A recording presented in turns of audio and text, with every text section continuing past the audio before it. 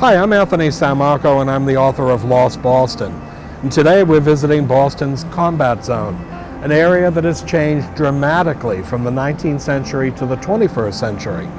But in a lot of ways, this is an area that was once known as Frog Lane. Frog Lane, what is today Boylston Street, was a major thoroughfare, and it was actually off of what was known as Orange Street. Orange Street, which is today Washington Street, connected not only the Neck, which is today South End in Boston, but downtown Boston as well. Beginning in the early part of the 19th century, the corner of Washington and Boylston Street was developed for Boylston Market.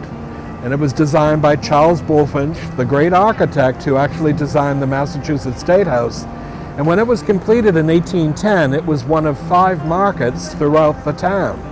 Directly behind me is the Liberty Tree Building, a structure that dated from the 1840s that was designed by Hammett Billings, a well-known Boston architect. And we saw the Liberty Tree Building built on the site of the old Liberty Tree, a rallying point during the Revolution for the Sons of Liberty.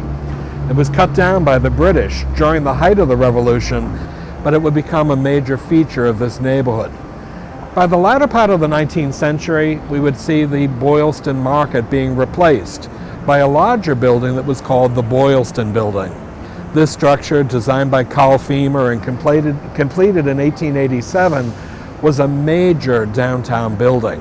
It was 5 stories in height, built of brownstone, and that way the building itself was not just used for offices directly above, but on the first floor, or the ground floor, would actually be the Continental clothing company. This was a ready-made clothing company for the burgeoning middle class in Boston. But by the period of 1900, the area would also include Siegel's department store. It was at the corner of Washington Street and Essex Street, major department store, one of dozens that was located in Boston. But this area, the area of the colonial South End, began in the 20th century to subtly change. The area of Scully Square itself had always been the red light district of Boston. But after the 1950s, when urban renewal would eventually claim the area and much was demolished, this area became known as the Combat Zone. And the Combat Zone itself was a place that didn't just have cafes and pubs, as well as, of course, even delicatessens, but it also had movie houses and theaters. They would actually begin to show adult films.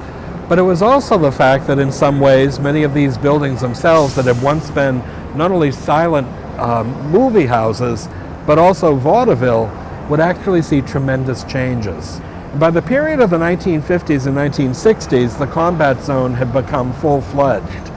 Not only did we see people such as Fanny Fox, a woman who was a stripper, entertain Senator Wilbur Mills, a man who was from Arkansas, at the Pilgrim Theater, but we also saw in some ways many of the other people themselves, including Princess Cheyenne, a woman who danced on the theater and in private life was a psychotherapist.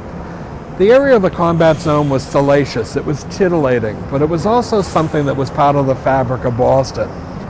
Today, when we think of the Combat Zone, it has changed so much. Only in the last decade have we seen high-rise, wonderful luxury condominiums being built. But we also realize in some ways that the Combat Zone itself is something that remains in not only the minds but the hearts of Bostonians.